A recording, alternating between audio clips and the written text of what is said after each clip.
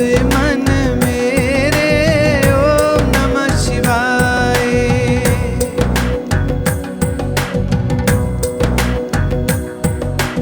ओम नमः शिवाय, हरि ओम नमः शिवाय।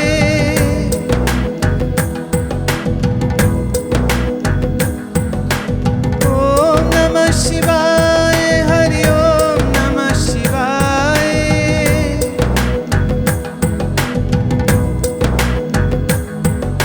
जपे मन मेरे ओम नमः शिवाय।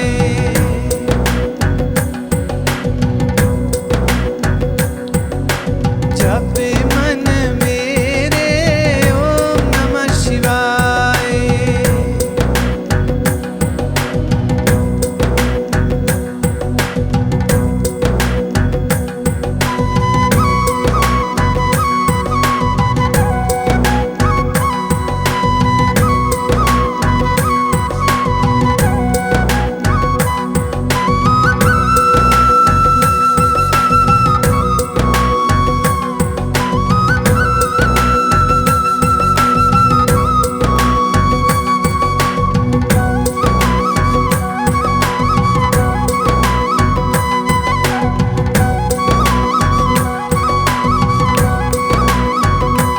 सब हाथ खोलेंगे, गाना ना आए ताली तो आती है।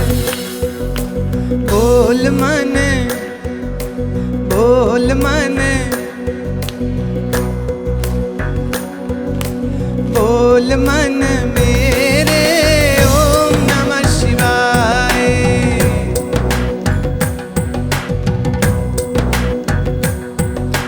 बोल मन मेरे ओम नमः शिवाय।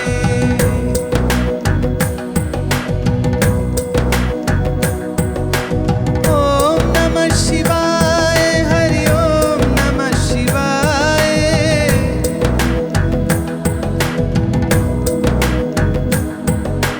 ओम नमः शिवाय, हरि ओम नमः शिवाय।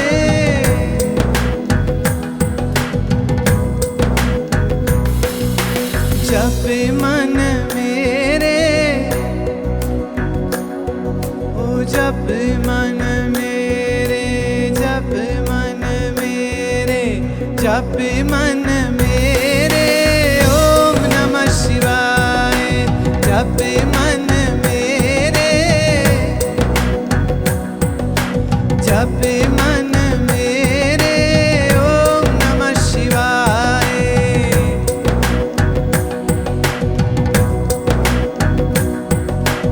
ओम नमः शिवाय, हरि ओम नमः शिवाय।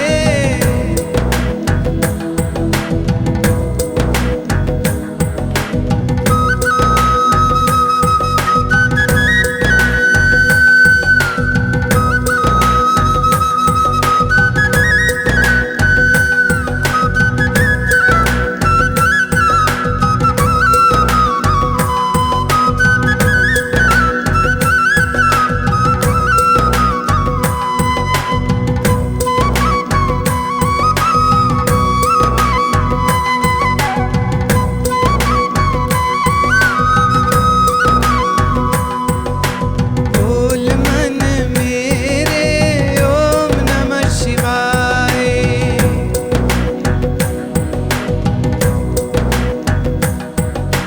बोल मन मेरे ओम नमः शिवाय।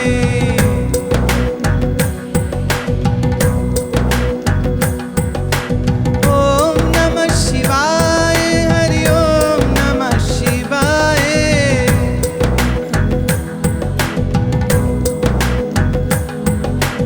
ओम नमः शिवाय, हरि ओम नमः शिवाय।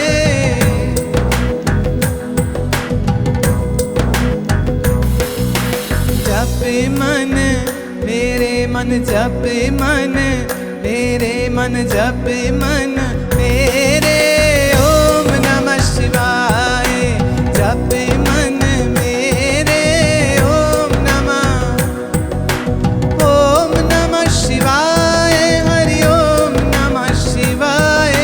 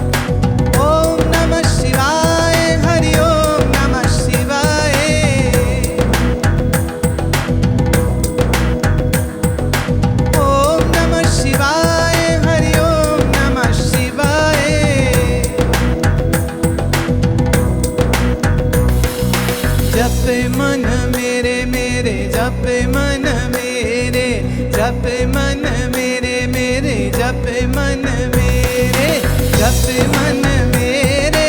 ओम नमः शिवाय।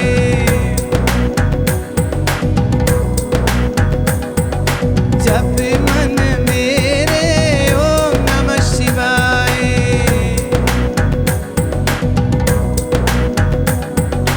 ओम नमः शिवाय, हरि ओम नमः शिवाय।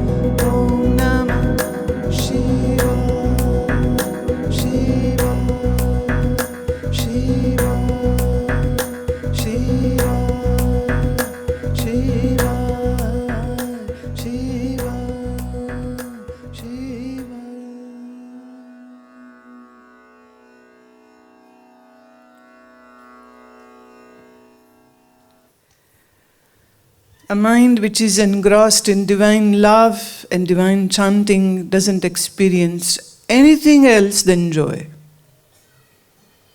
और जो मन ईश्वर आराधना और ईश्वर उपासना से दूर होता है, वो मन सिवाय चिंता और क्लेश के कुछ और अनुभव कर भी नहीं सकता। सो हम जहाँ अपना मन लगाते हैं, हमको वैसा ही फल प्राप्त होता है। जब मन संसार में लगाएंगे तो उसका फल दुख, शोक और चिंता है, और जब आप अपना मन परमेश्वर में लगाएंगे तो उसका फल सुख, आनंद और परम शांति होता है। I haven't ever seen anybody who was meditating and says, "Oh, I am so stressed." But I have never seen somebody who is running after samsara and says, "Oh, I am so calm." कालक की कोठड़ी में कैसो ही जतन करे, कालक लागो ही लागो। कोयले की कोठड़ी में जाके कहो हमारे पे काला रंग न लगे, तो ऐसा तो हो नहीं सकता। ऐसे ही संसार में व्यवहार जब हम करते हैं, और अगर उस व्यवहार के लिए हमारी ट्रेनिंग अच्छी नहीं है, तो जानिए आप बहुत मुश्किल में पड़ने वाले। See, you can't drive in Europe or US without getting thoroughly trained. You pass the test, you get a license, and then you drive. And then there is so much of penalty if you do wrong driving. The insurance gets expensive. So people are so scared. They are not scared of God, but they are scared of losing their insurance or license. I know of a person who organized a yagna at their home so that she can pass her license, the test, and get her license. I know of a person who did Akhand Path in Gurdwara Sahib so that she can get her license. We train first, then we drive.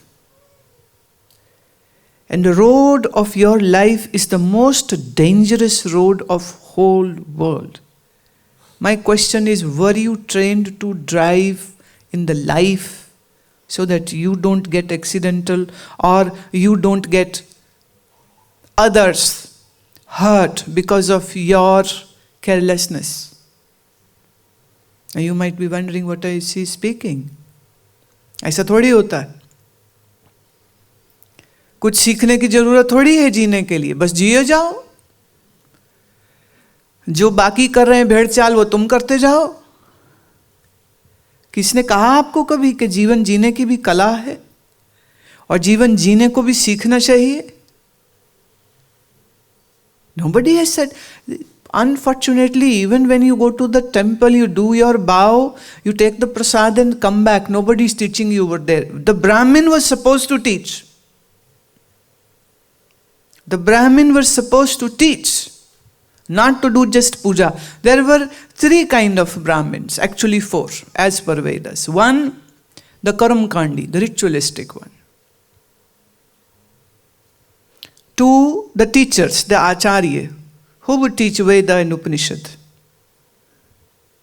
3, those who were masters of doing Agnihotra and Yagna.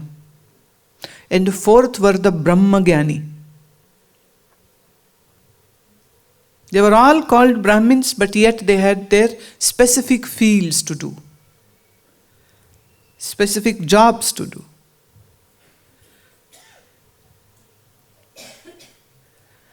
Unfortunately, what has happened is that mandir has become a place of a social meeting, not of learning. And that goes for most of the religious places. This is what has happened. It should have been a place of learning, knowing, teaching, getting education about your dharma, about mind, about body, about Ayurveda, and everything related to your life.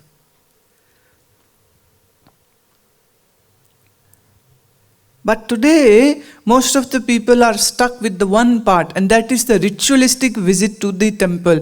And good, at least you are doing that much, because I don't know about the next generation, whether they will do this or not. And people have CD जिसमें वो महामृत्युंजय चलता रहता है, गायत्री चलता रहता है, खुद वो बातें कर रहे होते, ड्राइव कर रहे होते और मंत्र चल रहे. Please understand this. If you wish to do Hanuman Chalisa or Sundarkand or any other scriptural reading, sit down at one place nicely and then do. आप भोजन करते तो एक जगह बैठ के करोगे कि चलते फिरते? लोगों को मैं देखती हूँ सड़क में चल रहे हैं, हाथ में पकड़ा है खाना, अब वो क्या खा रहा है डजंट मैटर्स, लेकिन चलते हुए खाना, ये हमारी संस्कृति नहीं है. हमारी संस्कृति तो भोजन को भी एक धार्मिक कार्य मानती है. कैसे कि जब भोजन है वो सर्वप्रथम आप जब बनाते हैं तो भजन करके बनाते हैं, जब आप बना लेते हैं तो भगवान को भोग लगाते हैं, और फिर उसके बाद अपने सामने रख के दोनों हाथ जोड़कर प्रार्थना करते हैं, फिर उस भोजन को खाते. ये चलते फिरते खाने का रिवाज सीखना ही हो तो गोरे लोगों की अच्छी चीजें भी सीख लिया करो ना. उनका डिसिप्लिन, उनका टाइम पे काम करना, हमने वो नहीं सीखा. उनको चलते फिरते खाते देखा, आपने भी पकड़ लिया. आयुर्वेद कहता है खड़े होकर कभी पानी नहीं पीना चाहिए. अब आप कहेंगे क्यों?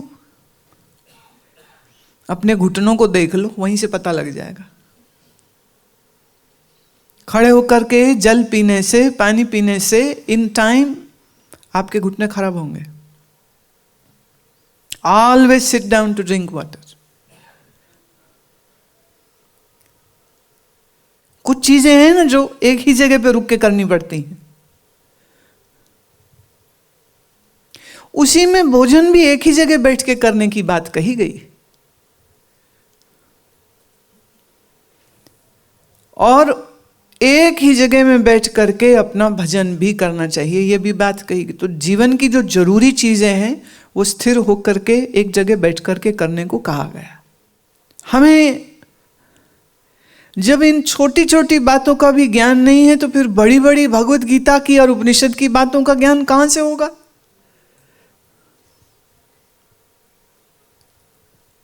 कैसे होगा? तो ये सब सीखने के स्थान होते हैं. वहां आदमी जाए, धर्म स्थान मतलब जहां जाके पूजा करो, अच्छी बात है, पर एक्चुअली जहां जाके आप सीखो. जहां सीखना नहीं हुआ, अपने धर्म का परिचय नहीं हुआ, क्या ठीक क्या नहीं ठीक का समझ विवेक नहीं होगा, तो जीवन में तो गड़बड़ी होगी. और क्या होगा फिर? तो मन एकाग्र होकर, मन अंतर्मुखी करके जब आप नाम सुमिरन करते हैं अथवा कीर्तन करते, दोनों तरीके बहुत अच्छे.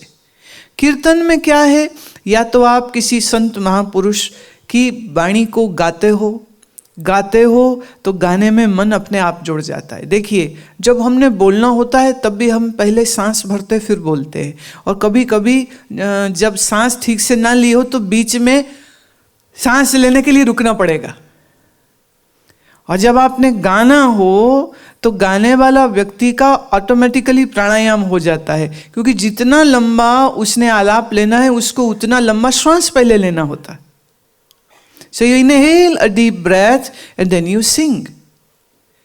And then as per the strength of your lungs and as per the amount of air you have inhaled, that would be going to directly, it is going to affect the way how you are going to sing.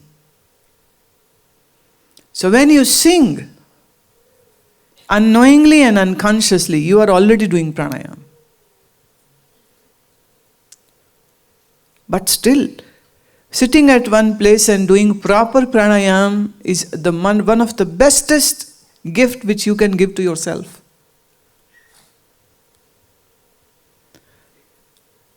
कीर्तन करे अथवा नाम जप करे. नाम जप में हम किसी एक ही मंत्र को लेते हैं. अब आपकी श्रद्धा जिस मंत्र में है, आपकी आस्था जिस मंत्र में है, या जहाँ जिस मंत्र के साथ बचपन से आपका मन जुड़ा हुआ है, आप उस मंत्र के साथ जब अभ्यास करते हैं और ठीक तरीके से अभ्यास करते हैं, तो ये होगा कि आपका मन अधिक शांत शांत शांत शांत होने लग जाएगा. Let me say this, there is a methodology to do it. So you should learn it. Those who can teach this. If you learn the right way of doing the mantra, then mantra alone is capable to make your mind consolidated, to make your mind integrated, to make your mind quiet, to make your mind calm, to make your mind peaceful. सो हर दिन कुछ समय बैठकर रीढ़ की हड्डी सीधी करके, आंख बंद करके, इंद्रियों को अंतर्मुख करके, meaning internalizing your senses and sitting down and practising the mantra, that will give you great benefit to your body and also to your mind. कीर्तन करे अथवा जप करे, दोनों में से कोई एक चीज. हाँ, सच ये है, जैसे अभी कीर्तन हो रहा था, तो इस कीर्तन को करते करते में ये इतने सारे प्रश्न मेरे सामने ना होते तो हम तो अगला 1 घंटा यही कीर्तन ही चलता रहता. पर मैंने कहा था आज हम प्रश्नोत्तरी रखेंगे, सो आपके प्रश्न हैं, मुझे वो दिख रहे थे, मैंने आते ही पहले पढ़ लिए, इसलिए कीर्तन को उतनी ही देर में सीमित कर दिया. नाम नहीं लिखे तो मुझे मालूम नहीं किसने पूछा, पर मैं सवाल ले रही हूँ. Most of us have a fear of death. Is there a way to overcome this fear? When our loved one is nearing death and you notice the change in their personality, would you call this detachment? Number 1, the fear of death is intrinsic and is there in every mind. And to overcome this fear, you will have to do one thing. And until you do this thing, this fear will never go. And that is, you will have to understand in depth what death is. And what is the process which occurs when death occurs.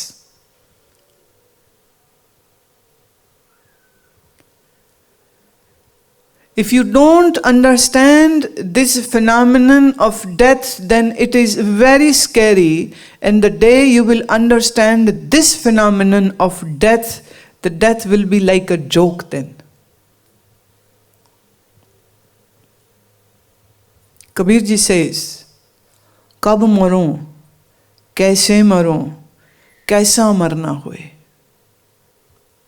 When will I die? How will I die? What will happen when I will die? I need to know that. Most of the times, we are so busy living our lives that we have totally forgotten that one day death is going to come. Do we think about death every day? No. Do we think about death? No. Do we talk about death? No. It is only when somebody is dying or somebody is about to die or somebody is terminally sick, then we are talking about death, but in routine we don't talk about it. Say you are eating your dinner. You are eating your theple and dokle and somebody says, you know what happens at the death time, and you say, shut up, we are eating food, don't talk about death.